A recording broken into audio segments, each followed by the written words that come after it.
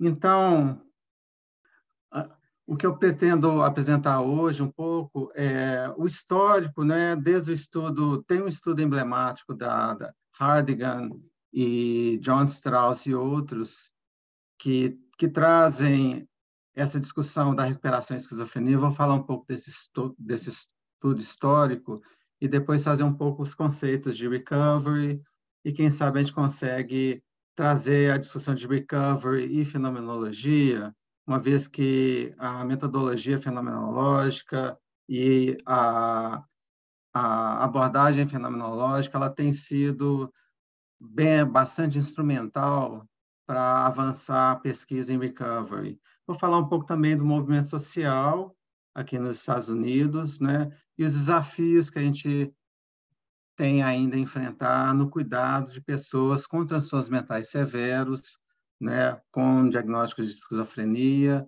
e outros transtornos mentais. Então, um pouco de quem eu sou um psiquiatra, fui formado no Brasil, trabalhei muitos anos na rede de saúde mental de Belo Horizonte,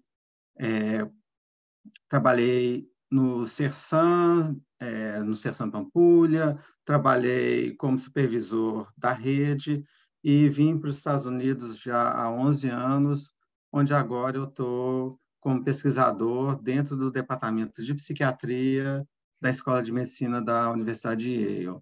A gente tem vários projetos de pesquisa aqui e, mais recentemente, a gente construiu e teve um projeto aprovado numa parceria com a Unicamp para estudar a implementação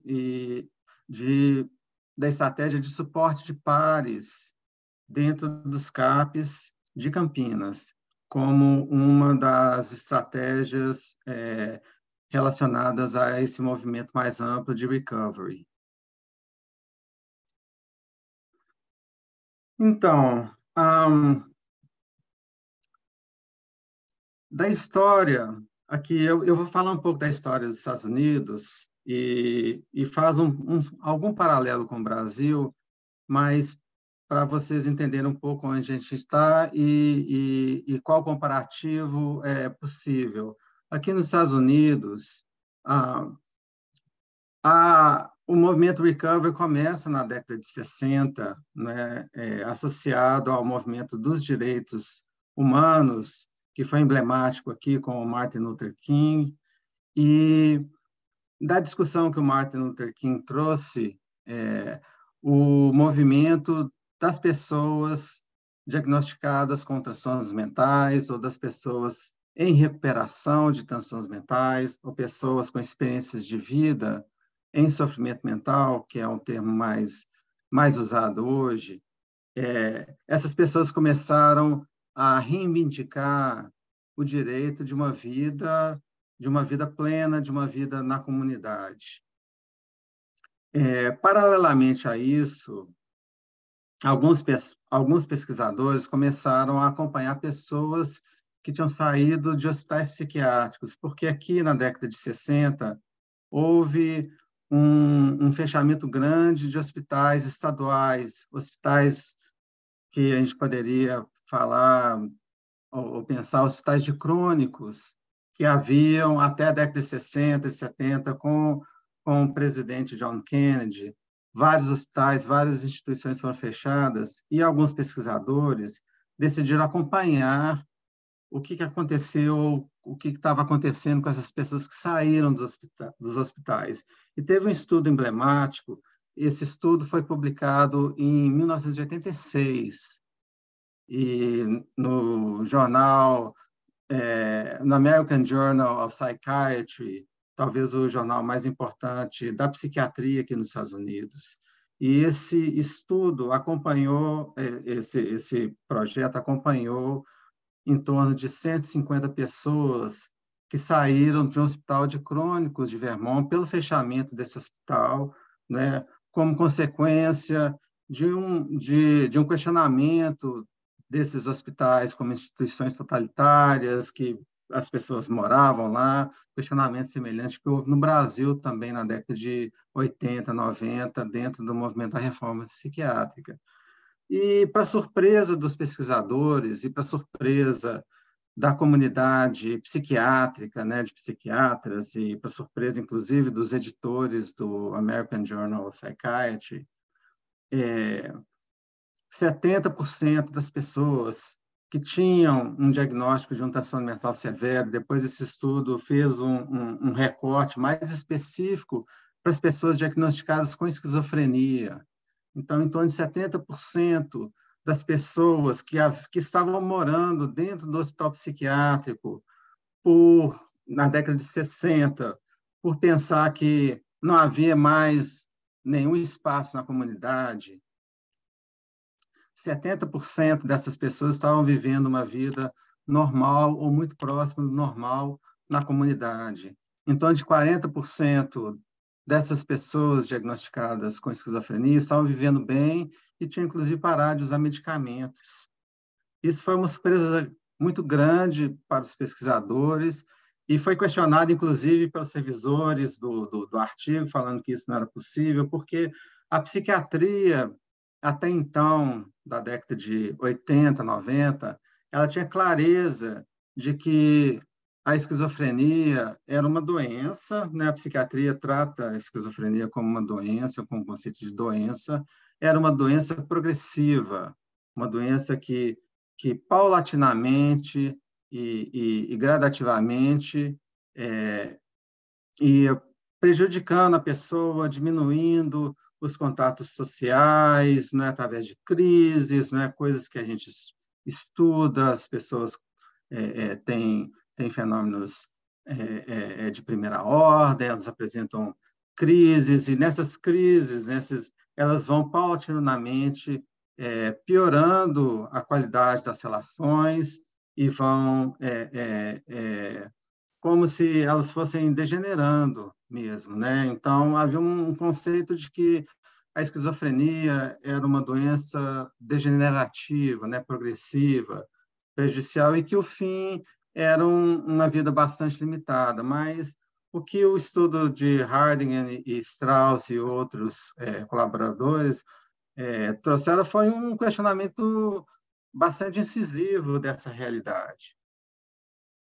E isso é basicamente a base do movimento de recovery, que é o que eu estudo, que é o que a gente vai estar discutindo na pós-graduação, né? O que é recovery, como que se dá, e mais especificamente, como que a gente pode avançar estratégias para ajudar as pessoas no processo de recovery, ou seja, no processo de recuperação, de restabelecimento. Porque pessoas em transtorno mental severo, né, pessoas em sofrimento mental severo, pessoas diagnosticadas com esquizofrenia, com transtorno afetivo bipolar, com transtornos esquizoafetivos, ou qualquer diagnóstico que a gente possa estabelecer, elas em grande maioria, se restabelecem e elas podem viver e têm direito a uma vida plena na comunidade. Então, eu vou trazer aqui também uma frase que foi cunhada aí já no começo da década de 90, sabe, por uma liderança do movimento de recovery aqui nos Estados Unidos, Patty Deegan, que ainda está ativa no movimento, já aí com seus, imagino, 70 e poucos anos, é uma pessoa que foi diagnosticada com esquizofrenia aos 19 anos, 20 anos de idade, e ela conta a história dela de uma maneira bem bacana, assim, porque ela era uma atleta, uma nadadora, né, quando ela teve a primeira crise dela, e ela foi diagnosticada com esquizofrenia, e o psiquiatra falou para ela que, na época, né, isso na década de 80 ainda, falou para ela que ela tinha que pensar numa vida mais amena, sabe? Fazer coisas menos intensas, que ela tinha que deixar de pensar em ser atleta, que ela tinha que viver uma vida mais simples, não é? E ela não ficou satisfeita com essa proposta, né? Ela acabou fazendo um doutorado e depois um pós-doutorado e foi durante muitos anos professora de uma faculdade em Massachusetts e hoje ela tem uma firma, ela tem uma empresa de consultoria em processos de decisão compartilhada, sabe? E ela dá consultoria e tem um produto, tem uma vida bastante ativa nesse campo. E ela diz que recovery refere-se à experiência de vida real, vivida por muitas pessoas. Né? À medida que as pessoas aceitam e superam o desafio do sofrimento, elas se sentem em processo de recovery.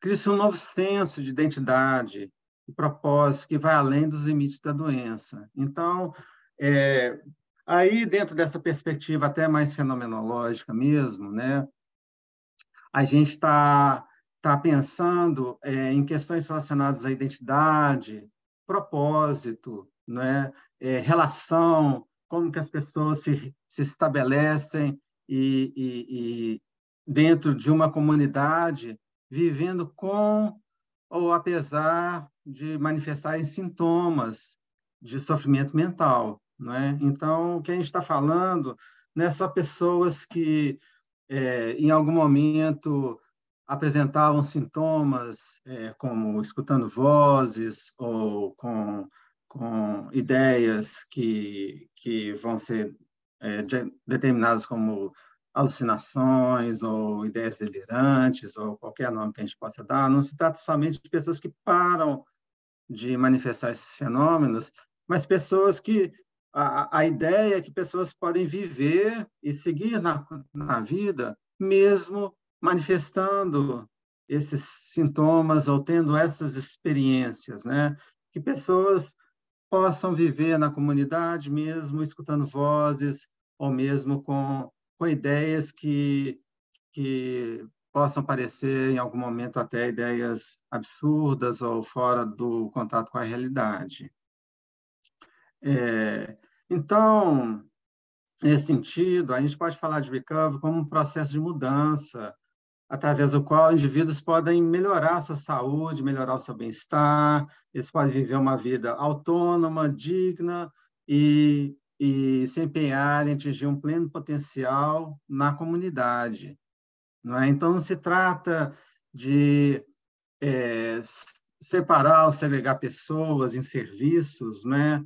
Até que elas parem de manifestar sintomas, e uma vez que elas parem de manifestar sintomas, elas vão se reabilitar, e aí então elas vão retornar para a comunidade, retornar para a sociedade. Se trata de um processo dinâmico, a gente pensar em estratégias dinâmicas, onde pessoas podem viver mesmo apresentando sintomas, ou mesmo necessitando de cuidados, ou mesmo escutando vozes, né, tendo ideias diferentes e coisas dessa ordem.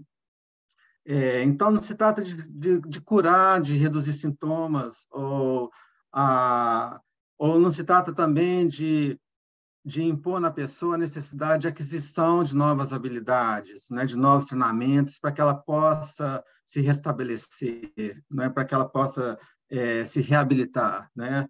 O que proporciona o que proporciona às pessoas com sofrimento mental viver uma vida plena na comunidade é a maneira como elas são vistas e tratadas pela comunidade. Então, o que o recovery vai trazer também, e aí eu acho que é um diálogo interessante com a fenomenologia, é porque a proposta é que a comunidade, que as pessoas possam ter um outro olhar sobre o que é sofrimento mental, entende? Hoje, a gente ainda tem um olhar extremamente preconceituoso, extremamente discriminatório em relação a pessoas que manifestam sintomas de sofrimento mental. E, e esse olhar que a gente tem hoje, né, ele ele impõe uma lógica de pensar que as pessoas que estão manifestando esses sintomas, que elas precisam ser separadas, que elas precisam ser colocadas em serviços, que elas não podem estar onde eu estou, não é? O que a gente percebe e o que é possível é que é, é possível olhar de uma outra forma para esses sintomas, e as pessoas podem, e uma vez que elas são vistas e que haja um olhar diferente sobre esses sintomas, as pessoas podem viver a vida que elas desejam, né? Então, o que exclui pessoas de sofrimento mental da vida na comunidade é a maneira como elas são vistas. Portanto, não é tanto a doença em si, mas são as pessoas que possibilitam ou não o processo de recovery. Então, recovery ele tem a ver com coisas que a pessoa pode fazer para si, mas tem a ver também a forma e o olhar da comunidade. Mais especificamente, a gente pode pensar em estratégias de adaptação ou de acomodação dessas desses sintomas, dessas manifestações, como que a sociedade pode acomodar essas percepções, ou essas manifestações de sofrimento mental, para que as pessoas possam viver na comunidade. Hoje, o SEMSA, que é como se fosse a Coordenação Nacional de Saúde Mental aqui dos Estados Unidos, né, é importante marcar que os serviços de saúde mental e os serviços financiados pelo governo, né, e apesar dos Estados Unidos terem, sim, uma saúde que é eminentemente privada, através de seguros, é importante informar que o governo americano, que os estados, eles investem recursos significativos no cuidado em saúde, mais especificamente no cuidado em saúde mental, e que ideias de recovery, os conceitos de recovery, está amarrado de uma maneira bastante forte com as propostas e os projetos financiados pelos governos estaduais e pelo governo federal. E dentro desse conceito de recovery estabelecido pelo governo, a gente pode pensar em quatro pontos, né? Saúde, né? Saúde enquanto decisão informada, escolha, né? Bem-estar emocional, a gente pode pensar em moradia, né? Enquanto espaço de estabilidade, segurança, propósitos para as pessoas, né? E vida na comunidade. Esses são princípios, né? Princípios que são parte de toda forma de financiamento de projetos, de cuidados, né, em saúde mental, hoje aqui nos Estados Unidos. Então, o Sampson vai falar também aí de 10 tópicos aí, né, que o recovery está relacionado com a esperança, né, esperança de vida, ele é dirigido pela própria pessoa, né, questão da autonomia. Existem vários caminhos possíveis, né? Recovery não é uma forma ou uma fórmula fechada, né? Holístico no sentido de permitir que a pessoa possa exercer ou possa pensar na sua própria espiritualidade, né? Suporte pares, né? Que é uma estratégia extremamente importante dentro do recovery, né? Relacionamento, cultura, né? Endereçar trauma, esse é um aspecto também altamente importante, não é? Uma vez que, que os transtornos mentais severos, existe uma associação enorme com trauma, uma incidência bem maior de trauma nessa população, eventos traumáticos, então a gente tem que pensar na questão de como lidar com trauma também, no cuidado de pessoas em sofrimento mental, né? A questão da responsabilidade do próprio indivíduo e, obviamente, o respeito, não é? Então, o que a gente fala de uma direção para a comunidade, de serviços de sintomas em direção à comunidade, não é isso? Eu vou passar aqui um pouco por esses que eu quero chegar um pouco mais na questão de princípios que foram puxados, que foram estabelecidos pelo movimento social, e a importância do movimento social nessa construção e nessa mudança de paradigma de cuidado em saúde mental aqui nos Estados Unidos, né, dentro desse movimento que a gente chama de recovery, né? E hoje esse também é uma, uma, uma proposta, uma fala do governo no setor que cuida de pessoas com desabilidades, né? Então, há um entendimento aí, e esse foi um entendimento cunhado pelo próprio movimento social, de que o sofrimento psíquico ele é uma desabilidade, deve ser abordado dessa forma, no sentido de estabelecer direitos, né? Pessoas com desabilidade têm direitos, e principalmente direitos de acomodação da sua desabilidade, para que ela possa viver uma vida plena. Então, a agência de bem-estar, existe uma agência de bem-estar e vida na comunidade aqui.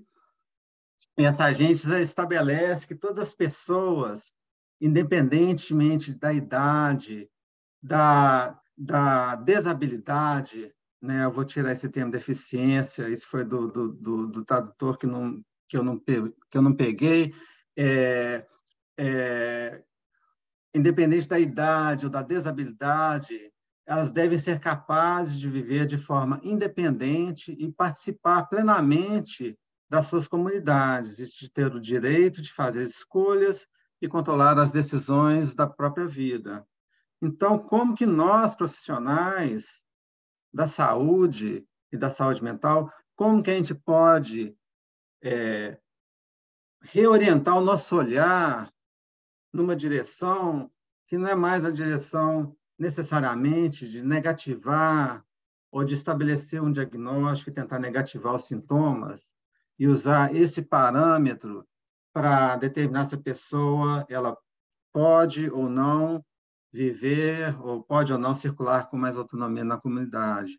Se trata da gente direcionar o nosso olhar para pensar em formas da pessoa poder viver a sua vida, a vida que ela deseja, exercer a sua autonomia, independente dos sintomas que ela está manifestando, que ela possa manifestar.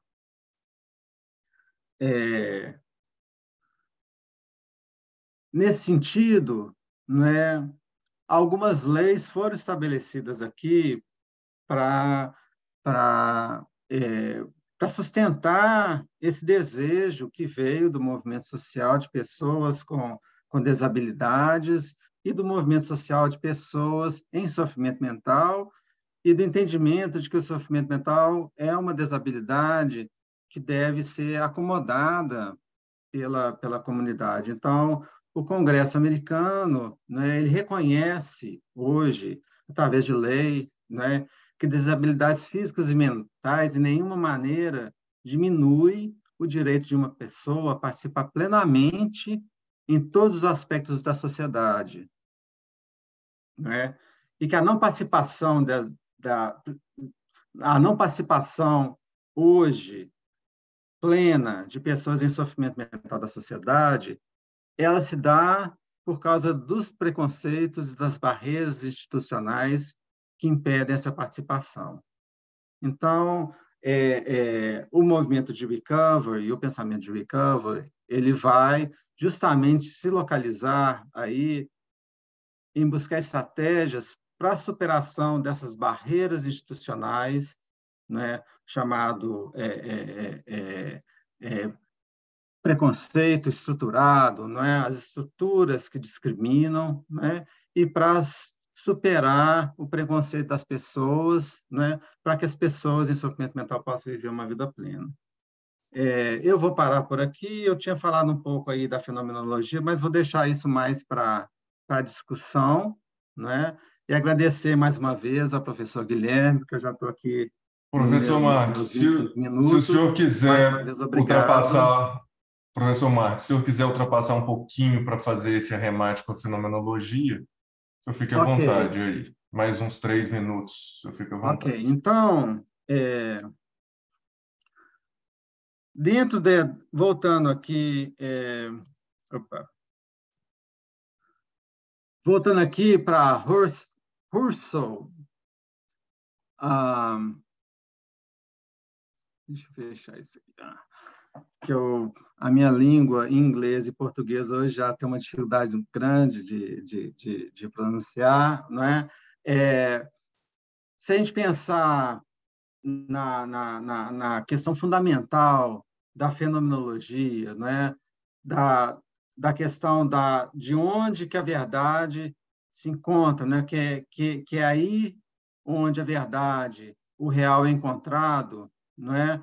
Esse é o ponto principal da experiência fenomenológica, né? Que Husserl estava convencido de que é, ele não estava apenas ele estava apenas explicando os significados que já estavam presentes, né? A questão é qual que é a realidade, qual que é a verdade, não é? A gente pode pensar, opa, agora meu negócio aqui,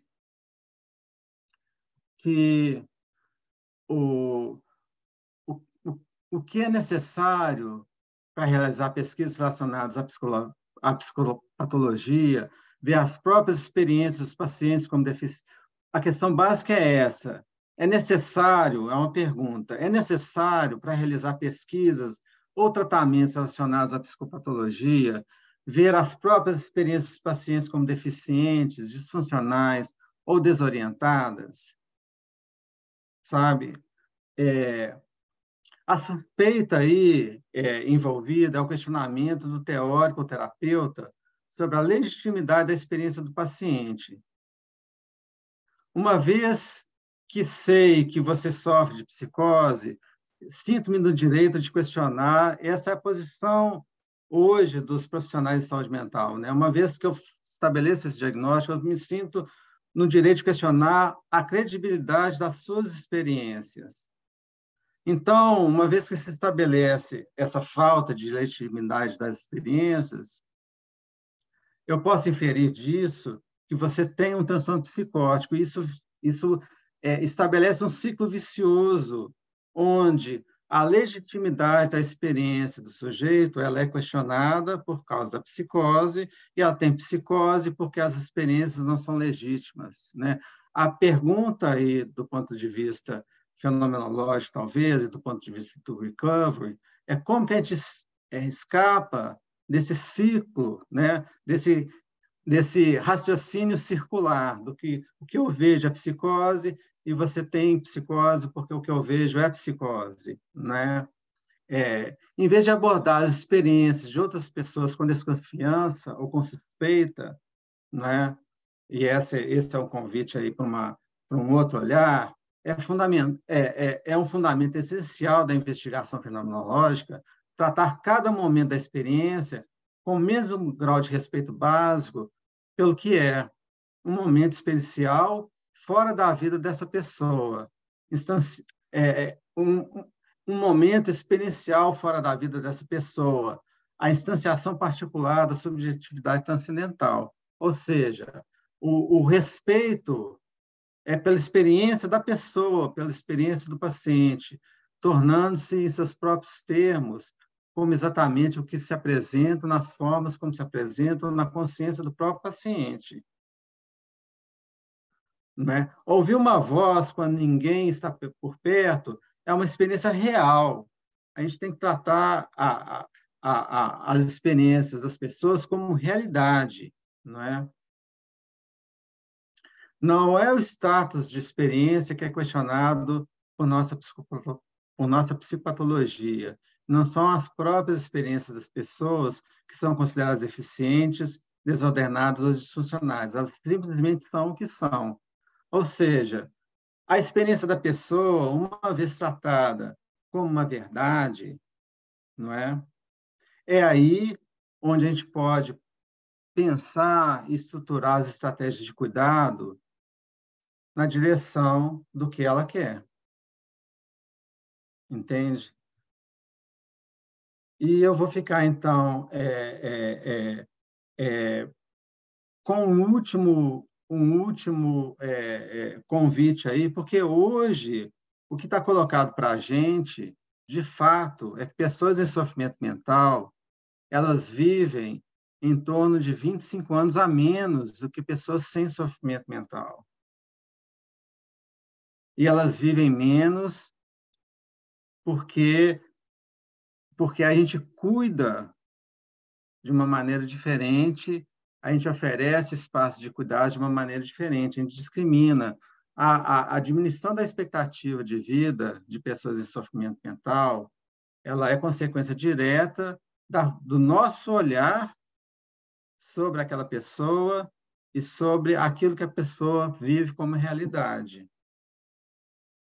Então, a gente pode fazer um link direto entre o nosso olhar e a, a doença cardiovascular que vai matar a pessoa em sofrimento mental 25 anos antes do que poderia acontecer. Entende? E é aí que a gente pode avançar enquanto cuidado em saúde, é aí que a gente pode avançar enquanto estratégias de cuidado, sabe? O nosso olhar de profissional, ele determina, ele tem uma ação direta na qualidade e na longevidade da vida das pessoas em sofrimento mental.